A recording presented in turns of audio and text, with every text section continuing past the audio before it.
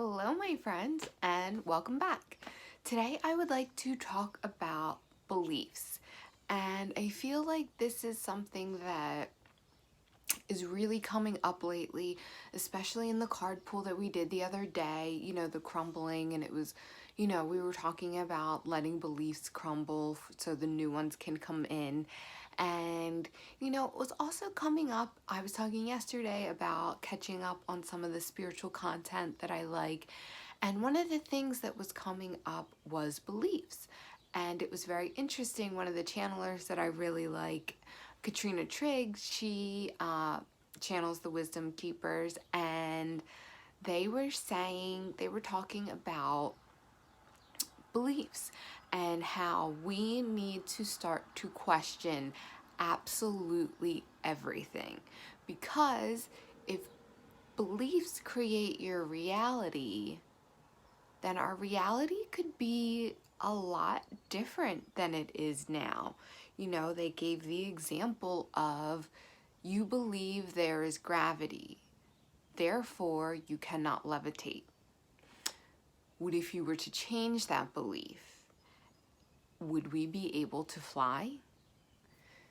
If we believed that we could at will kind of unplug from gravity, in theory, we could then fly. We could then levitate.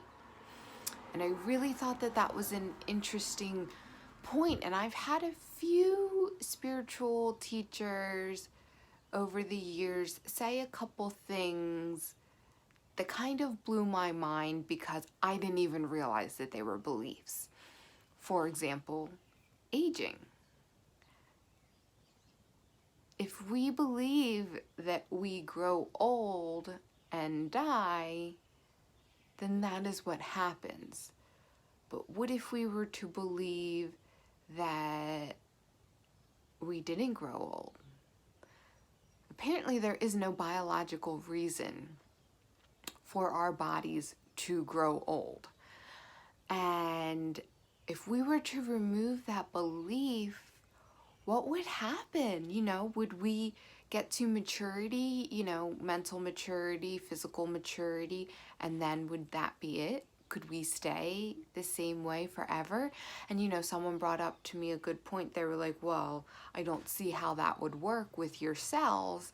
It's like, well, I have two things to say about that. Number one,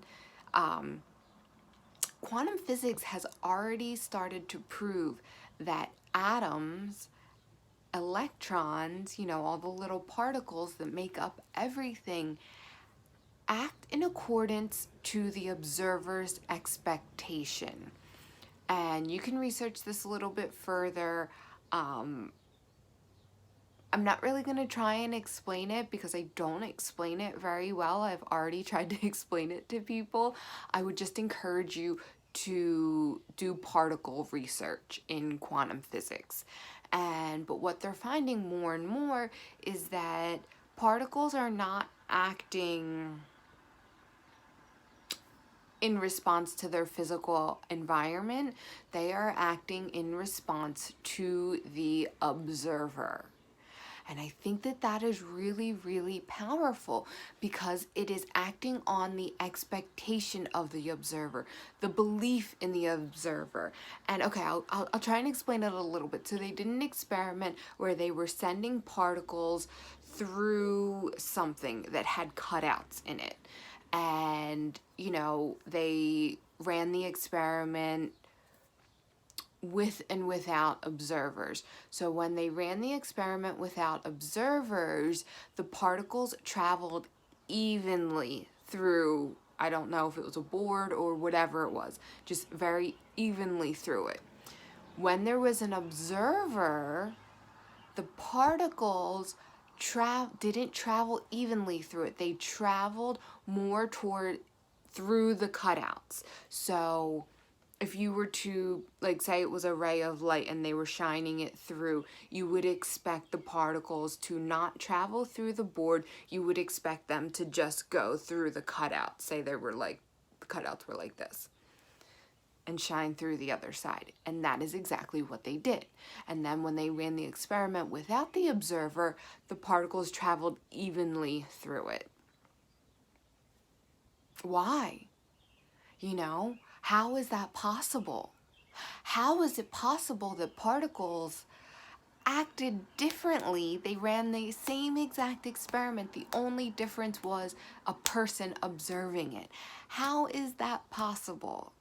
Well, it is just going to show, and it is just proving that we create our reality, that our reality is created upon the observer, and we are the observer, obviously. So if that's true, and if it is acting on the belief that we have, because like beliefs are not just surface, like I believe in God, or you know, I believe in gravity. Beliefs go much deeper in that because our minds are so smart and it's able to kind of put things together. Like, for example, if you're shining a ray of light through a board with cutouts, the light will only go through the cutout aspects to shine through to the other side.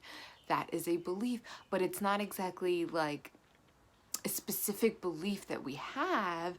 It's just a belief that our minds have put together through functioning in reality, you know? So it's kind of like a micro belief. So if that's true, if particles act upon the belief of the observer, what if, going back to aging, what if the believer believed that we did not age? What if the believer believed that our cells could regenerate? Because cells regenerate, they die, they're born again, they're regenerated, and it's a constant thing that happens. What if we were to believe that our cells regenerated perfectly, in perfect condition? Would we not age? Could we evolve out of aging by just simply changing our beliefs around aging? And if that was true, what else could we do with our beliefs? What else could we change with our beliefs? And, you know, okay, so there are, I believe, collective beliefs and individual beliefs. And, you know, I think a lot of the collective beliefs are like gravity, that we walk on the ground, that the sun rises in the east and sets in the west, and the moon goes through phases. You know, these are kind of collective beliefs because they've been collectively taught. And then, you know, so I believe that a belief becomes a lot more powerful when it is believed by the collective. So what if we were to start to challenge and change collective beliefs? And, you know, I'm not saying that it's going to be simple and overnight, but it could be a domino effect. So changing the collective belief, like everything else, will start to change with one person, with yourself, with going within, with challenging your own belief system, and then changing your own beliefs, and then, you know, through example, through life, that will trickle into other people and spread to other people and other people. And that is how we can start to change collective beliefs. So I just find this subject to be so fascinating because I feel like I've heard it over and over again, like your beliefs create your reality, your beliefs create your reality. And then, you know, I feel like the saying to question everything has been around for a very long time. It's like nothing new. I'm sure when I said that, like no one was like, oh my goodness, I never heard that. We may have heard that, but have we really taken it to heart? Have we really started to question everything? Because, you know, you may be questioning like, oh, the 9-to-5 structure, let's question that. Societal things like getting married and having kids, let's question that. But like, have we really started to question the root beliefs that create so many things in our reality? Like aging, like gravity, like I don't know, like us needing to speak to each other to communicate. That is a belief, you know, because we already know that we can communicate without talking. It's called body language. But what if there was even a step further than that? Like telepathy. Like, okay, like an empathic person. I'm empathic, and a lot of times I can tell how someone is feeling without them saying a word. That is a form of obviously nonverbal communication. I am picking up on energy that they are putting out. And then I am then able to decipher exactly what that energy is. If someone's feeling a little frustrated or a little sad or extra happy or something like that. And a lot of times for me, it's not something that I can exactly do at will. I do it best when I'm just like not trying to. But I can work on that. I can develop that ability. That I believe that, So what kind of beliefs would you want to question to create the reality that you have? I would love to question the belief, that we have to work hard for anything. I think that things can come easily. I believe that if we start to align ourselves with the divine will put everything right into our laps that we need. And I'm not saying, yes, I think some things can come just like sitting on the couch, but we need to be taking the inspired action, what we feel called to do. But that's kind of it. All these other logistical things will start to fall right into your lap in perfect timing, exactly when you need it, and not before and not after. So that is a belief that I am starting to really, really form within myself, that everything comes perfectly and I will have everything I need exactly when I need it. And I have everything that I want and need.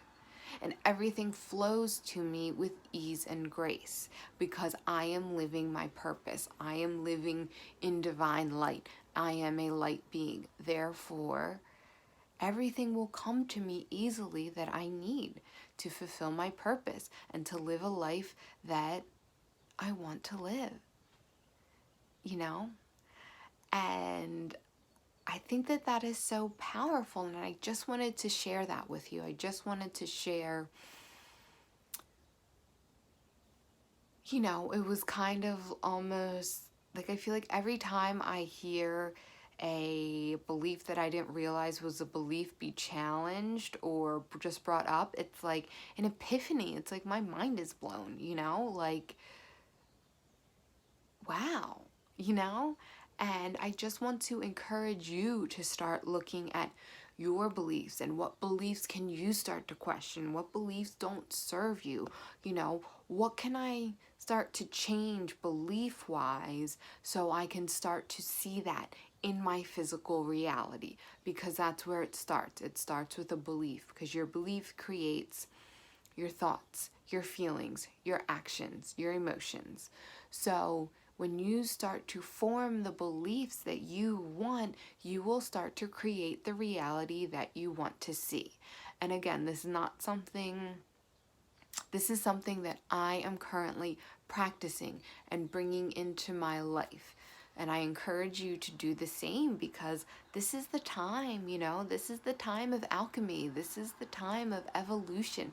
This is the time, the breaker of chains. We no longer need to be chained by our belief system, by a belief system that doesn't serve us. Let's break those chains. And let's implement some new, lighter, more fun, more amazing, more awesome beliefs. We don't have to believe that life is hard, because life is not hard. Life is not meant to be hard and for us to suffer. Life is meant to teach us things, but we are meant to move with ease and grace through life. Life is supposed to be easy. Life is supposed to be fun. And we can start to find that fun, that joy, that ease, that grace through working on our belief system. And once you start to embed those beliefs and break the chains of the beliefs that don't serve and implement them with new high vibrational beliefs, you will then, like, life will just become more naturally. You become more into the flow because it's embedded into your subconscious. Therefore, those new beliefs are affecting your thoughts, feelings, actions, and emotions. And that is how we create our reality, right? So I just wanted to share that message for you, and I hope this brought you a little bit of value. My name is Anne. I want to thank you so much for tuning in, and I hope to see you tomorrow.